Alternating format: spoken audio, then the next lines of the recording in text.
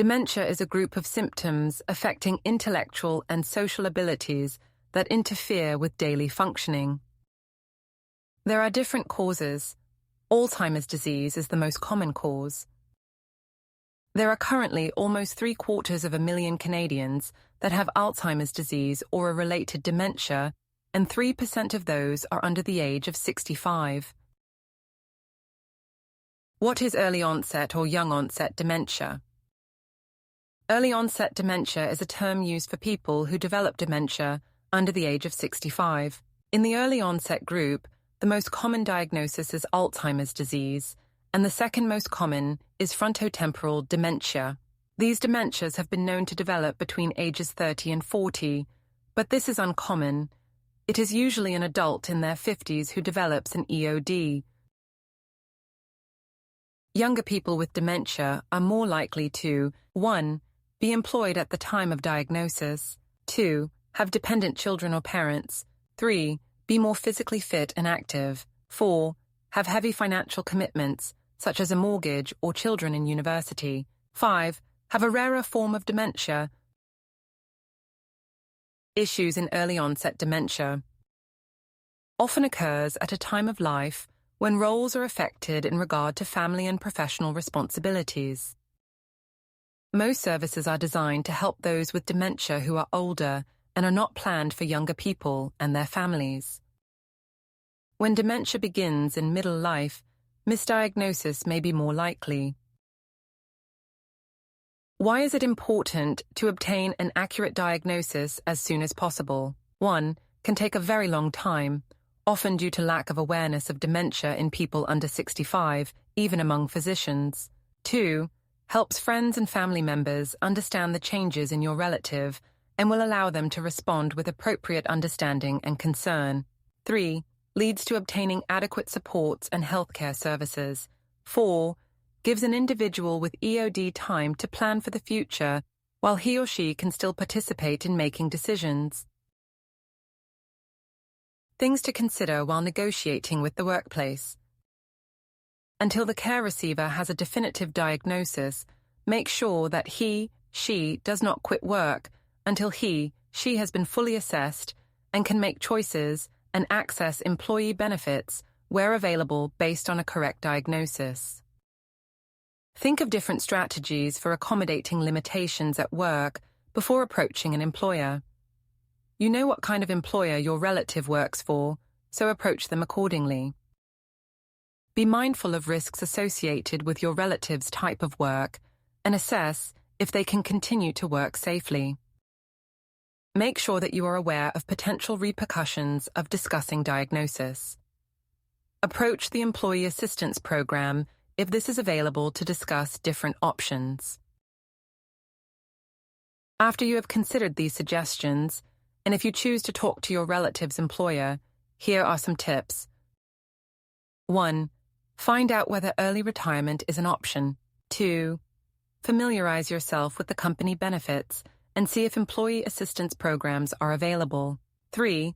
Explore what benefits are available through the workplace, private insurance, and through the Canadian Pension Plan and/or Provincial Disability Support Program.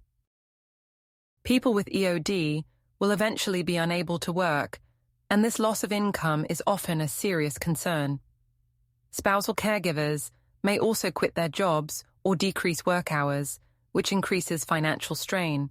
Talk to a financial advisor and to a lawyer to help you plan for your future financial needs. Put safeguards around excessive spending, gambling, and be aware of vulnerabilities to scams. Younger people with dementia and caregivers need to make sure that they are receiving the benefits to which they are entitled. Legal issues to consider. A power of attorney, POA, is a document that gives a person the right to make financial, property, and personal care decisions on behalf of another person. Complete a POA as soon as the diagnosis is made to assist you with planning as the disease progresses. POAs vary from province to province. Consult your provincial ministry of the Attorney General for information and assistance. Driving issues to consider. The possibility of having one's driving license suspended can be extremely upsetting to the patient, as driving is associated with independence and autonomy. When someone loses his or her license, major changes to his or her routine follow, and impacts on family members' routines and roles. As difficult as it may be, driving is an issue that needs to be addressed. The earlier this is done, the better. Please discuss your concerns with your treating physician. Issues for couples. The changes in intimacy related to the onset of the EOD are distressing to many couples. EOD may cause an increase in sexual activity, or the opposite may occur and sexual desire dissipates. Changing roles from spouse to caregiver may impact on emotional intimacy and physical desire. Try to find new activities that you both are comfortable with and can enjoy together. Find different ways to experience intimacy. Consider what you are comfortable with, and if you become uncomfortable, redefine the rules and set new boundaries. Don't be afraid to seek professional help. Issues for families with children. Parents diagnosed with EOD often have young or dependent children at home. It is important that children understand EOD, how it affects their family, and what changes to expect in the parent diagnosed with EOD. Each child is different and will react in his or her own way. Children are often aware of changes to family dynamics even when they have not been told the facts, so it is reassuring for them to be given the facts. Although the truth will be distressing, children may feel relief, knowing that the changes in their parents' behavior or personality is caused by an illness. Seeing how you respond to the diagnosis helps young people develop skills necessary to cope with difficult situations and manage painful emotions.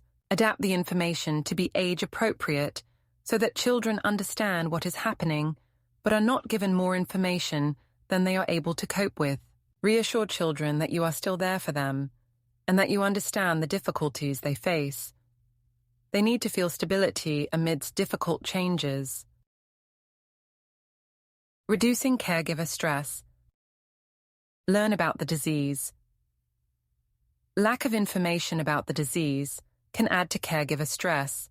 It may be easier for you to accept changes in your partner's personality and behavior when you recognize that they can be attributed to neurological changes associated with EOD. Be realistic about the disease and your expectations about yourself. Have reasonable expectations about how much you can do and about what is important to you. There are no right answers, and you may need to try different things before you and your loved one come to terms with the diagnosis and how you are both managing. Accept your feelings. You may go from feeling at ease to feeling tremendous anger at your relative or the disease, to feeling happy to sad, embarrassed, afraid, or confused. Remember, this range of feelings is normal, and most caregivers experience them. Do not judge yourself too harshly.